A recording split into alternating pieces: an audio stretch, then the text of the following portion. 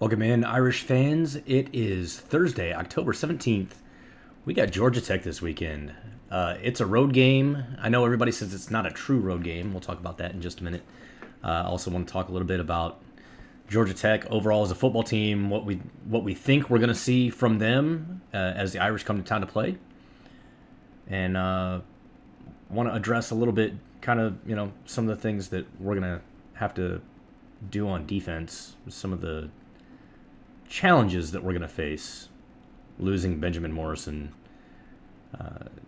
ultimately, going into this game a little bit differently.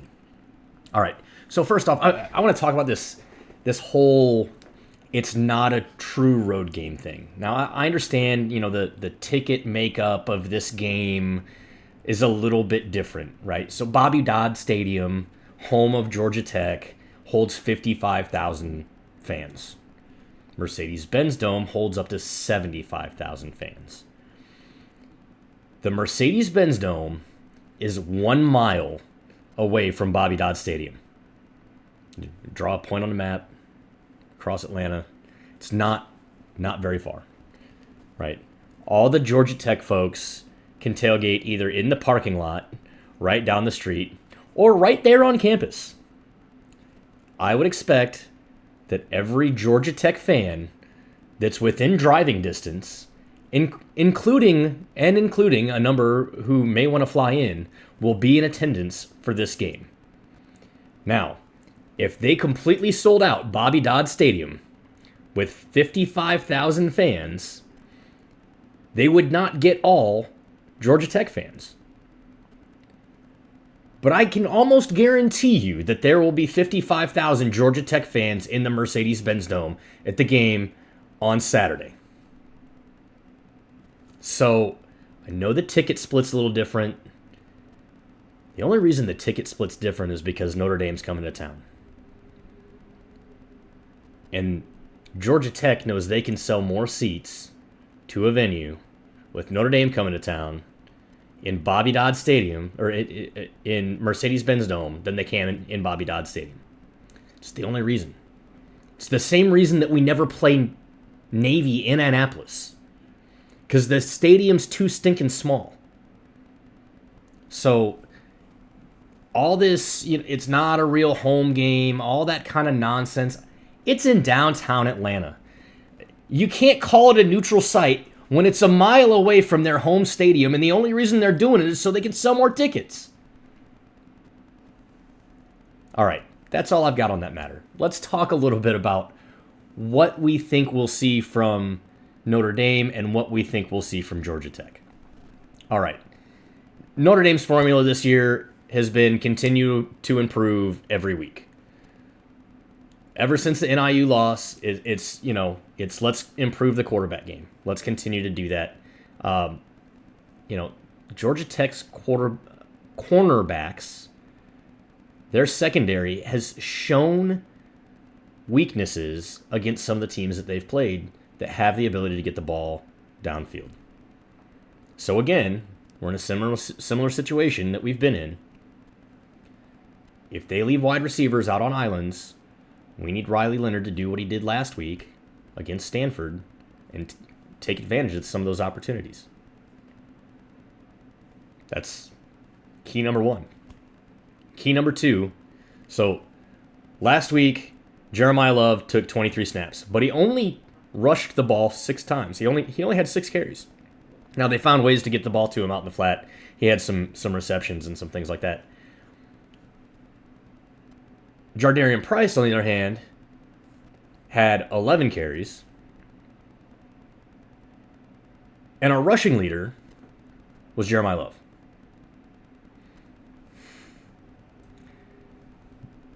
Get the ball to Jeremiah Love, right? That's kind of like, that's really the end of that story. The production from J Love is so much better than the production from any other ball carrier that we have on the team, any other running back that we have on the team. And we've got a lot of great running backs on this team. I'm not trying to take anything away from Jardarian Price, but there needs to be a clear mindset, that Jardarian Price is going to be here for another year. And his role right now needs to be to support our best running back, who, by the way, is a sophomore. That's just the reality of it. We're going to see Jeremiah Love again next year. Now, I don't know if the coach is trying to keep him healthy or, he can't leave for the NFL this year as a sophomore. He's got to wait until he's a junior, even in eligibility status. So he just, he can't go anywhere. Maybe they're trying to get Jardarian Price in the NFL. I really don't know what's going on there, but if I'm the coaches and I want to win this game, I am making sure that my best running back gets more reps more often. And I want to continue to develop Jardarian Price because he's a great running back. He would be number one guy at just about any other school in the country. And he has the potential to be the number one guy at Notre Dame. Both of those guys are Price and Love are both great running backs, right? But we gotta feed the ball to our best player more often. So, key number 1, get the ball over the top on offense. Key number 2 on offense, let's make sure that the ball is in the hands of our best player. And then number 3, no turnovers. We had some silly turnovers against Stanford last week. When we started the whole game, we just started slow. Ball security has got to be the number 1 priority. Over yards. Ball security over yards. I like when players are athletic. I like when they go try to make big plays. I like when they try to get 3 or 4 extra yards on a play. But ball security has got to be the first priority. Extra yards is the second priority.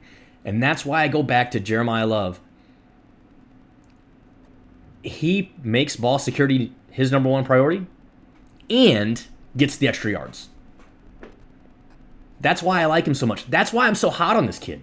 Because that's just what he does well. He takes good care of the ball, and he gets the extra yards after first contact. Ball security's got to be priority number 1. All right, so we lose Ben Morrison. That's a tough situation. We lost arguably the best cornerback in the country. Georgia Tech has been doing a fairly good job of getting the ball out downfield through the air this year. Now they've only got 550 all-purpose rushing yards or something like that. They're which is still, it's about 100 yards a game. But that's not their strength. The nice thing for us is that our strength is the pass defense. Where we've been a little bit weaker this year has been on the run, rushing defense side of the ball, where we've given up some big plays, over the ground more than through the air. So, I would expect that Georgia Tech's going to try to take a little bit of advantage of that.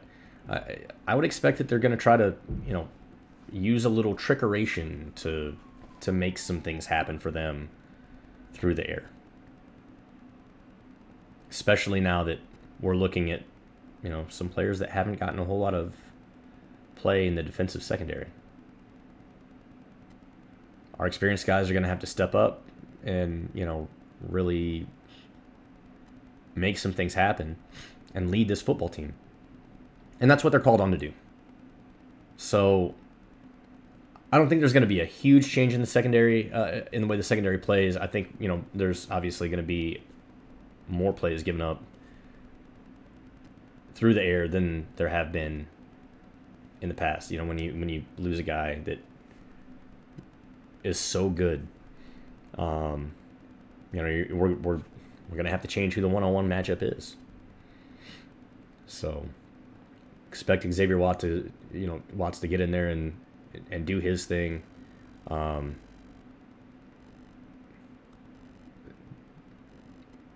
cover 1 and cover 2 defense from our defensive secondary is that cover 1, cover 2 zone is going to have to really step up and really be on extra alert this weekend to make sure that we don't give up any big plays downfield.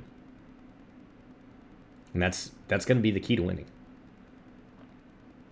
especially against a team that really has, under this new offense, loves to throw the ball. And that's not a Georgia Tech that we're used to seeing.